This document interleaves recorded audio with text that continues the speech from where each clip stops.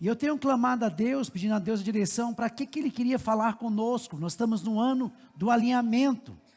E o que Deus queria ministrar em nossos corações? E o tema da mensagem que eu quero trabalhar com vocês hoje, eu gostaria que vocês prestassem atenção. O tema da mensagem é Saul ou Davi. É tão interessante porque se nós estamos num ano de alinhamento, eu queria falar um pouco sobre esses dois personagens bíblicos e que vocês pudessem entender um pouco sobre a vida de Saul e Davi. Deixa eu falar um pouco as semelhanças então entre Saul e Davi. A primeira semelhança que nós vemos é que todos eles têm um nome bonito. O significado do nome Saul e o significado do nome Davi tem um significado muito bonito. Saul quer dizer, significa pedido a Deus. E Davi quer dizer amado por Deus. Então ambos, eles tinham um nome bonito. Ambos também, eles tinham boa aparência. Saul era um homem belo. E a Bíblia fala que ele era tão formoso que do ombro para cima não existia ninguém em Israel como ele. O tanto que o homem era pinta. O tanto que ele era bonito. E ele se destacava tanto na beleza como também na altura. Então as pessoas olhavam para ele e via ele como alguém alto e bonito. Davi era um menino ruivo. A Bíblia diz que ele tinha belos olhos e também ele era formoso. Então os dois eram bonitos. E é tão interessante que uma outra semelhança entre Saul e Davi é que eles foram consagrados como reis, por intermédio do mesmo profeta. Ele foi ungido por Samuel e reinaram por 40 anos sobre Israel. E se nós agora falássemos um pouco sobre as diferenças são enormes, são grandes, são muitas. A primeira diferença é que cada um deles toma caminhos diferentes. Cada um vão viver vidas e estilo de vida diferente. Cada um deles vão viver e vão colher também resultados diferentes. E cada um também vai morrer de maneira diferente. Saul vai suicidar com a própria espada. Davi vai morrer de velhice, de ditosa velhice. Mas para que eu quero falar sobre Saul e Davi com vocês? Olha para cá. Hoje Deus está colocando uma moldura. Foi tão interessante porque aquele estrabo ali, onde as irmãs falaram, era como se fosse uma moldura. E hoje Deus também está colocando essa moldura diante de nós. E Ele está nos perguntando, aonde nós vamos e aonde nós temos colocado a nossa foto. Nós temos colocado a nossa foto na moldura de Davi, ou temos colocado a nossa foto na moldura de Saul? Olha para mim, nós sabemos que todos eles foram chamados. Saul então foi escolhido e pedido pelos homens. Davi foi escolhido por Deus. Saul foi pedido porque o povo rejeitou o governo de Deus. Então todos eles tiveram um chamado. Davi foi ungido rei porque Saul rejeitou a Deus. Saul então é constituído rei porque o povo de Israel queria ser igual aos povos pagãos. Eles queriam um homem, eles queriam que alguém fosse representando ele nas guerras, alguém que tivesse a representatividade física, e com isso Israel rejeita o Senhor. Quando eu falo em relação a isso, a escolha, muitas vezes nós olhamos para nós mesmos, para o chamado, e nós não valorizamos o chamado que Deus tem para as nossas vidas. Nós não valorizamos a escolha que Deus fez por nós. Muitas vezes quando nós chegamos aqui, quando nós começamos a enfrentar alguma adversidade ou algum problema, nós achamos mesmo, será que vale a pena? Será que vale a pena caminhar? Será que vale a pena estar na igreja? Será que vale a pena estar congregando? E nós começamos a ser atraídos por coisas que o mundo nos oferece. Mas olhe para mim, Deus te chamou e foi Ele que te escolheu. E Ele está nos alertando hoje: não rejeite o Senhor. Não rejeite o Senhor. Não rejeite o Senhor no meio da adversidade. Não rejeite o Senhor. Deixe Ele governar a sua vida. Deixe Ele ter o controle da sua vida. Davi, ele recebe a ordem de Deus, né? E é tão interessante que, se você vê a escolha de Davi, a ordem de Deus veio para Samuel dizendo: ó, vai lá, levanta-te, Samuel, unge o rei, vai estar lá na casa de Jessé, eu vou prover um rei para Israel. E quando Davi chega lá, olha para cá, ele vê o filho mais velho da casa de Jessé, formoso, bonitão, alto, forte, e ele fala: opa, é esse aí que vai ser o rei. E Deus fala para ele: olha Samuel, você não vai atentar para a aparência, porque eu a rejeitei. E vai passando um filho, vai passando o outro, vai passando o outro, até ele fala assim: peraí, não tem mais nenhum não? Aí fala: tem um lá no campo, o mais novinho, o caçula, que fica lá no deserto, que ele fica cuidando das ovelhas. Mas aí estava o mistério, mesmo na solidão, mesmo sozinho, Davi estava muito bem acompanhado, ele estava com intimidade com Deus, ele sabia quem era o seu Deus, e foi ali que ele teceu o salmo mais impressionante que até hoje nós levamos para as nossas vidas: o Senhor é o meu pastor e nada me faltará.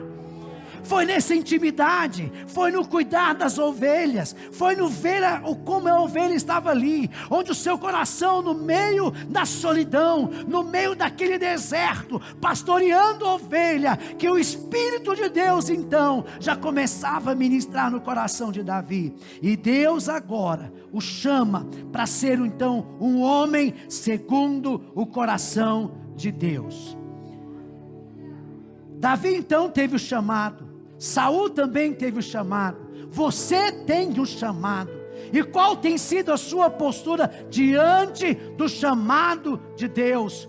Ele te chamou, não foi o homem que te escolheu.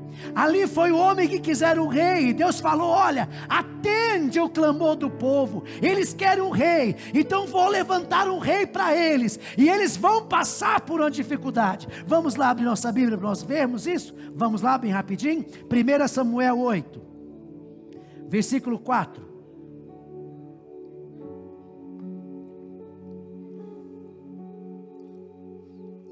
8:4. Então os anciãos de todo Israel se congregaram e vieram a Samuel a Ramá e lhe disseram: vê, já estás velho, e os filhos não andam pelos teus caminhos, constitui-nos. Olha o que ele pede: constitui-nos, pois, agora um rei sobre nós, para que nos governe, como tem o quê? Todas as nações. Porém, esta palavra não agradou a Samuel, quando disseram: dá-nos um rei para que nos governe. Então Samuel orou ao Senhor, e disse o Senhor a Samuel: atende a voz do povo em tudo quanto te diz, pois não te rejeitou a ti, mas a mim, para eu não reinar sobre ele, segundo todas as obras que fez desde o dia em que o tirei do Egito até hoje. Pois a mim me deixou e a outros deuses serviu, assim também o faz a ti. Agora, pois, atende à sua voz, porém adverte-o solenemente,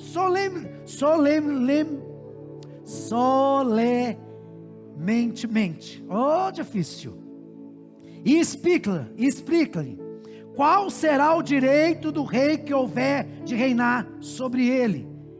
Aí Samuel vai lá e explica: referiu Samuel todas as palavras do Senhor ao povo, que lhe pediam um rei, e disse: este será o direito do rei que houver de reinar sobre vós.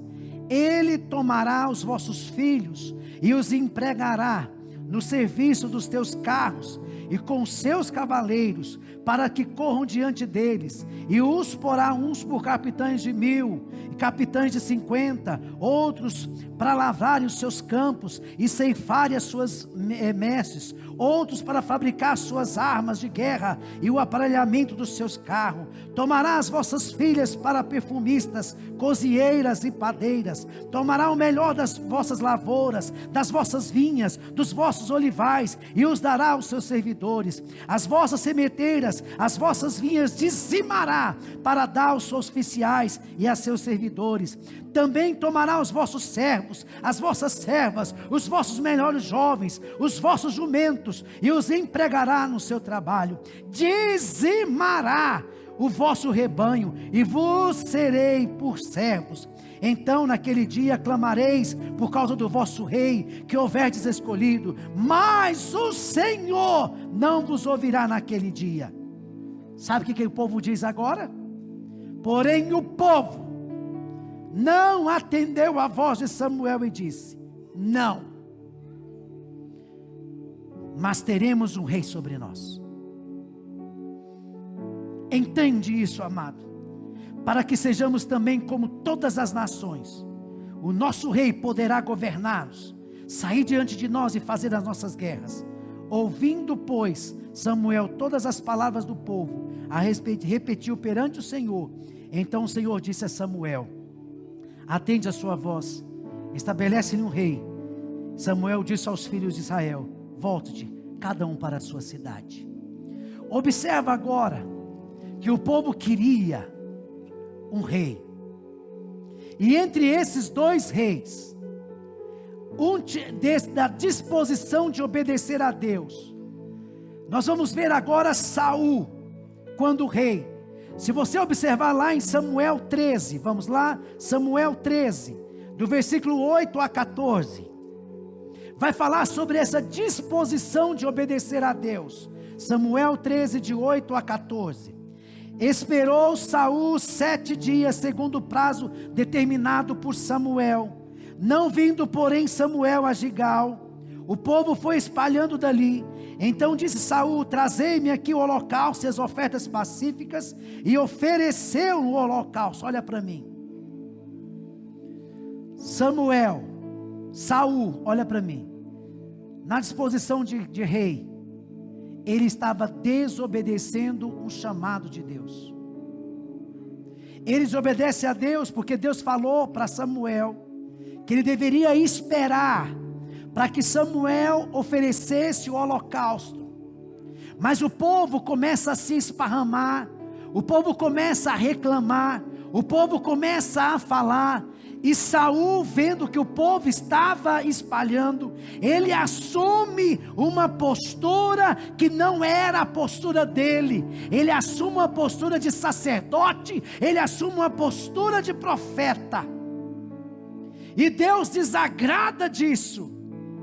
Entende? Saul, ele é guiado pela circunstância, ele não é guiado pela direção de Deus. Ele cede à pressão do povo, ele faz a oferta, ele faz o holocausto, e ele cede à pressão, ele cede o lugar da preocupação, do cuidado. Ele se não preocupa com a ordenança de Deus e desobedece a Deus.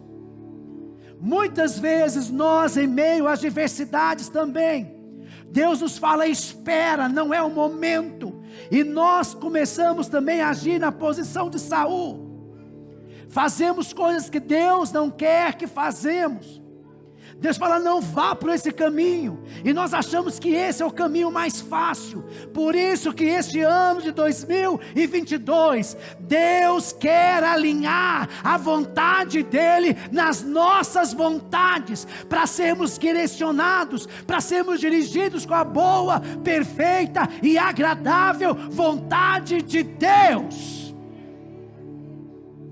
Saul, ele não percebe isso. Ele passa por cima da ordem de Deus. E Deus está dando um alerta para nós.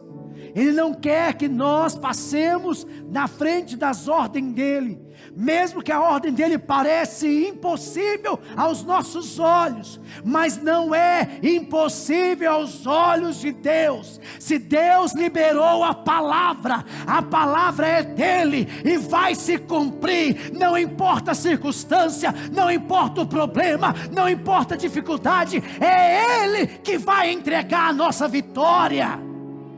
É Ele que vai entregar a nossa conquista.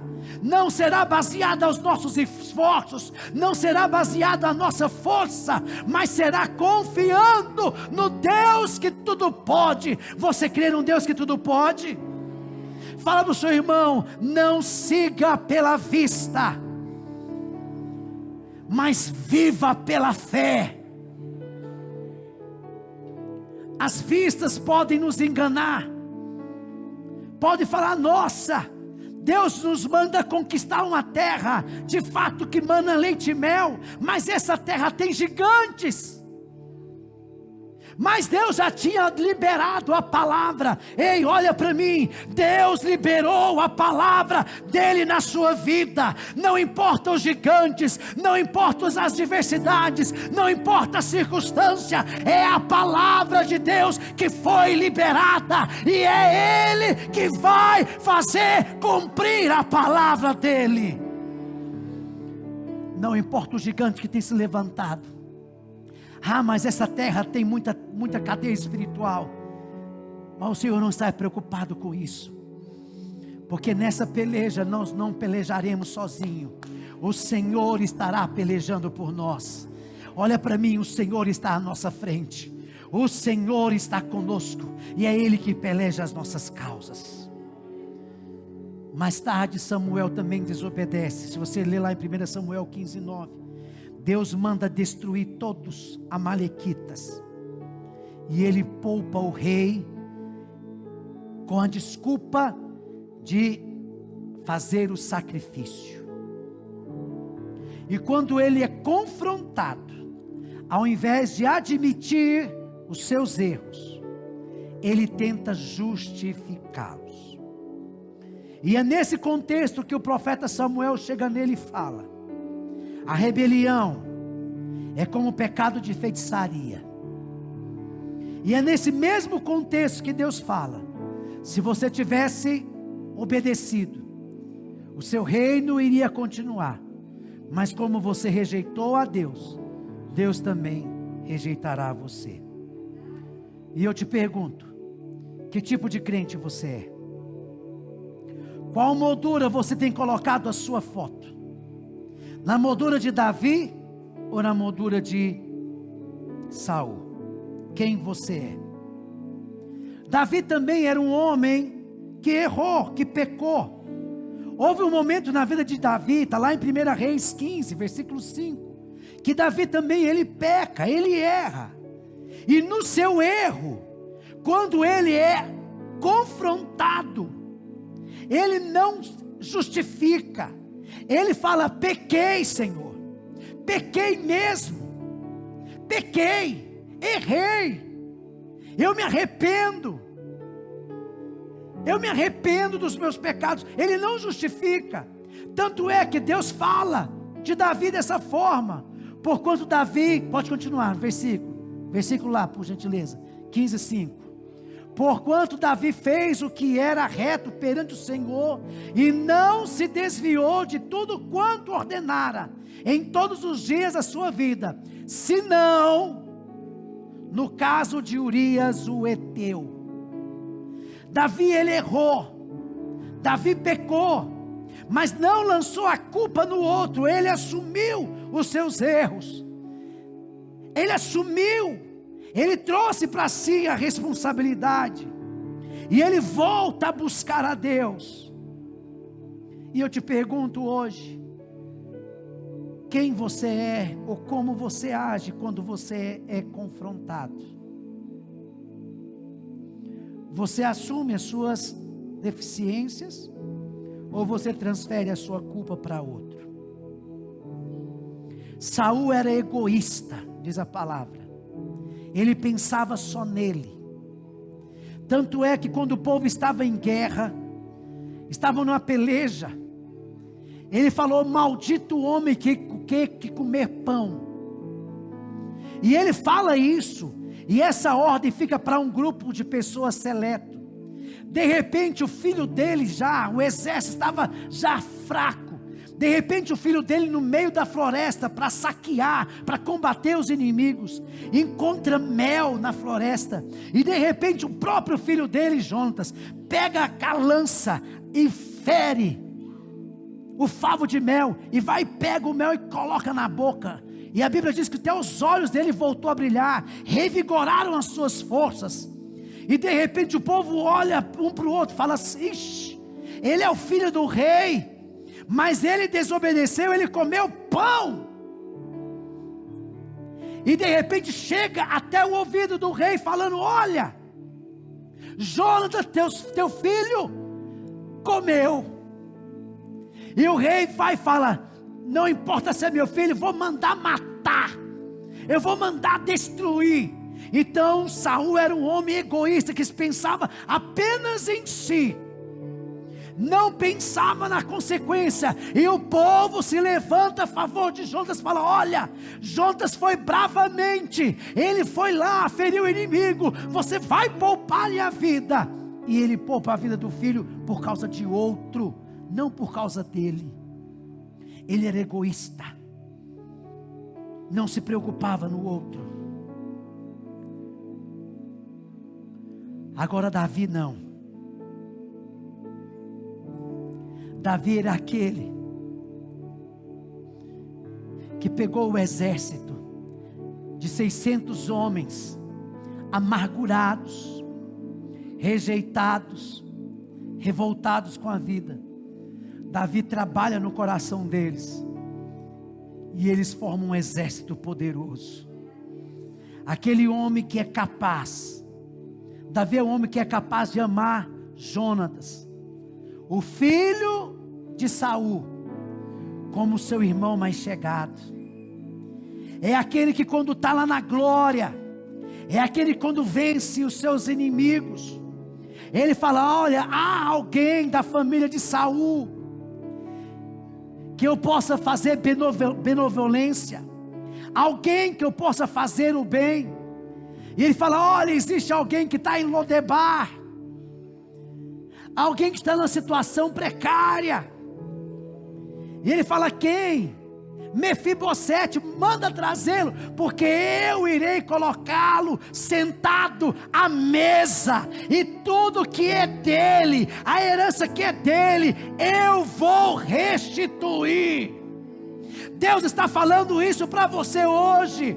O seu adversário, ele olha para você com olhar de raiva, ele quer que você não vença, que você viva vivendo apenas de migalhas. Mas Deus está falando para você hoje: eu vou trazer uma restituição para a sua vida, eu vou te levar à mesa, e você vai comer na mesa todos os dias. Sabe o que é sentar à mesa? Posição de honra. A palavra de Deus para a sua vida essa noite é que no lugar da sua vergonha, Deus trará dupla honra. No lugar da sua vergonha, Deus trará dupla honra. E eu quero te fazer outra pergunta: qual tem sido a sua postura? Saul, ele tinha um instrumento na mão. Davi também tinha outro instrumento. Saul tinha uma lança, Davi tinha uma harpa. Diz a Bíblia aqui, 1 Samuel 18, de 8 a 10, que essa lança era para ser então usada até mesmo para ferir a Davi.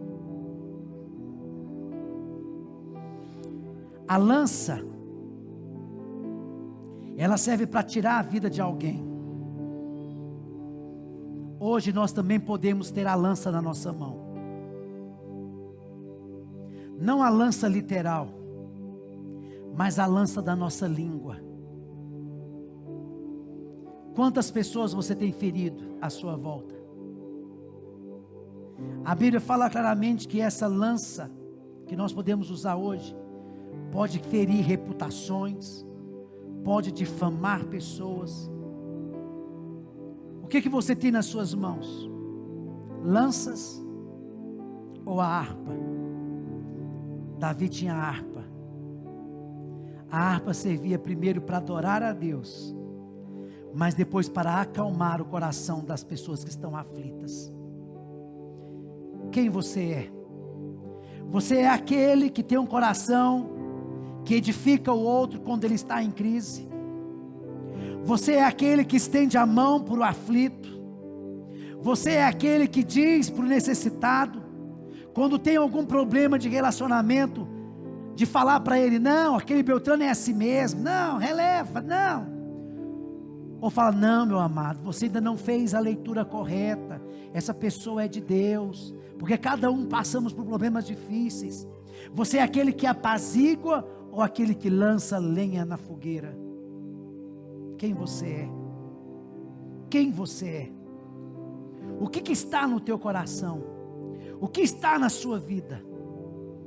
Saul tinha um espírito de mágoa, e a mágoa no seu coração era tão grande, que foi dando lugar para o ódio, para o ressentimento, e esse ressentimento foi aumentando ao ponto de espírito maligno tomar conta da vida de Saul.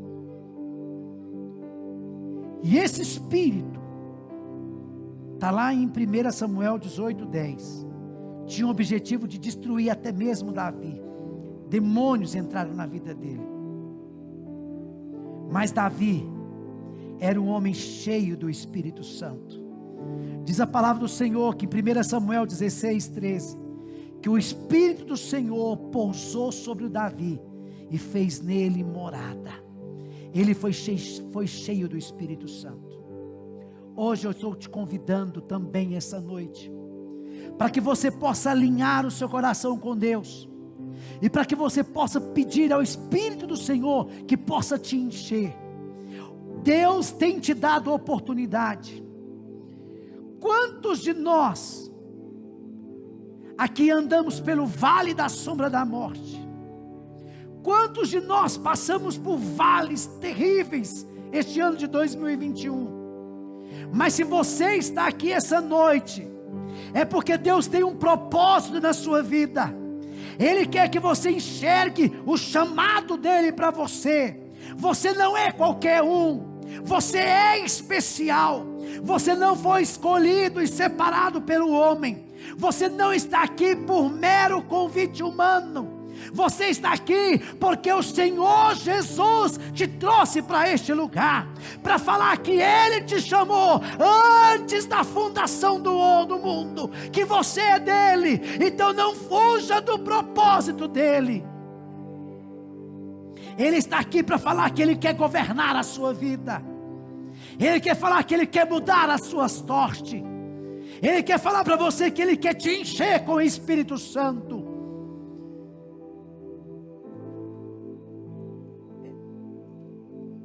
Quem é você? Saul ou Davi? Uma das evidências que alguém é cheio do Espírito Santo, qual é a evidência? Ele tem o quê? Comunhão uns com os outros. Ele serve uns aos outros. Ele não é egoísta. Ele tem um coração de Deus. Quem governa? Quem governa a sua vida? Quem você está cheio? Você tem tido disposição em servir a Deus? Quem é você? Saul ou Davi? Este ano é um ano de alinhamento. Que o Senhor Jesus Cristo, através da sua palavra, nos ajude a estarmos alinhados nele. Que você não esteja aqui só nesse culto de virada, mas quando você vier aqui domingo, no primeiro culto de Santa Ceia, que é muito importante, que é o Santa Ceia da sua libertação em Cristo Jesus. porque foi por causa da morte dele que hoje nós somos livres. Você não pode deixar de participar da ceia do Senhor, primeira santa ceia do ano. Você vai lembrar tudo aquilo que Cristo fez por você, e você vai estar apresentando o ano ao Senhor. Quem é você? Saul ou Davi?